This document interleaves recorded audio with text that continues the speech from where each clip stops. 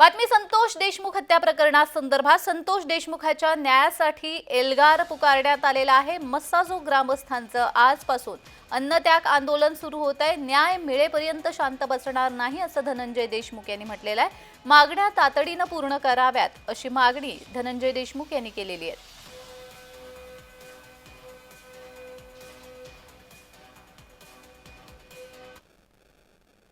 तर याच संदर्भात धनंजय देशमुख यांच्याशी बातचीत केलेली आहे आमचे प्रतिनिधी विजय चिडे यांनी। पाहूयात।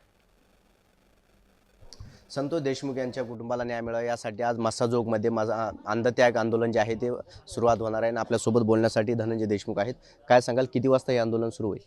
हे 10 वाजता आंदोलन सुरू होईल आणि आजपासून सुरू झालेलं आंदोलन हे या आंदोलनाच्या ज्या प्रमुख मागण्या आहेत यावर सविस्तर काही चर्चा झाली, काही आश्वासन दिलं किंवा काही शब्द दिले, तर त्यावर जे गावकरी आहेत ते पुढची भूमिका घेतील आणि हे आंदोलन चालू राहील।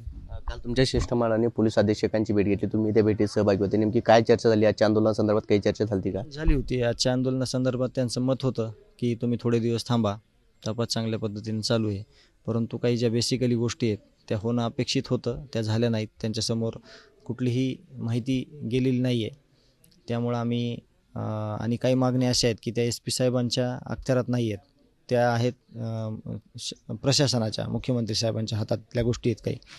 त्यामुळे हे आंदोलन त्या विनंती करत होते की थोडं पुढं ढकला, पोस्टपोन करा, परंतु गावकऱ्यांनी रात्री जी बैठक घेतली त्या बैठकीतून असं सांगण्यात आलं की आपल्याला हे आंदोलन करायचं आहे, त्यावर आपण ठाम आहोत, म्हणून हे आजपासून आंदोलन सुरू होत आहे।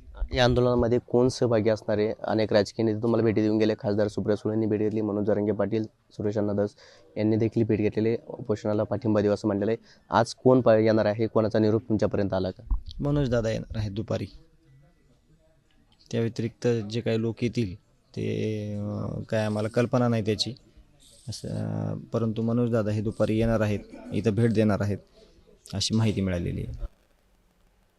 दरम्यान आंदोलकांच्या मागण्या नेमक्या काय आहेत पाहूयात। PI महाजन PSI राजेश पाटील यांना सह आरोपी करणं,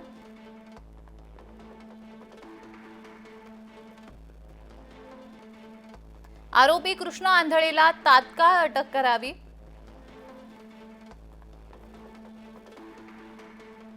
उज्ज्वल निकम यांची तात्काळ नियुक्ती करावी,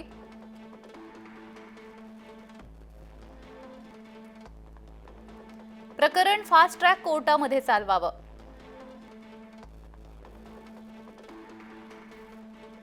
आरोपींना मदत करणाऱ्यांचे CDR काढावे, त्यांना आरोपी करावं,